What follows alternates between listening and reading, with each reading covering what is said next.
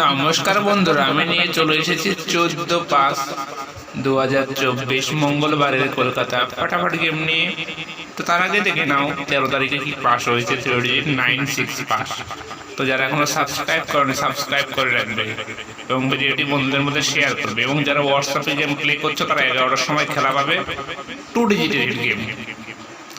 তো 1 থেকে 8 বাজে হেড ডিজিট থাকবে 3 ডিজিটের হিট গেম থাকবে। একবার পাস হলেই খেলাটি ছেড়ে দেবে। 385 থাকবে 1 থেকে 8 বাজে 3 ডিজিট, একবার পাস হলে খেলাটি ছেড়ে দেবে। তো যারা হোয়াটসঅ্যাপে গেম প্লে করছে তারা সকালে 11টায় খেলা পাবে।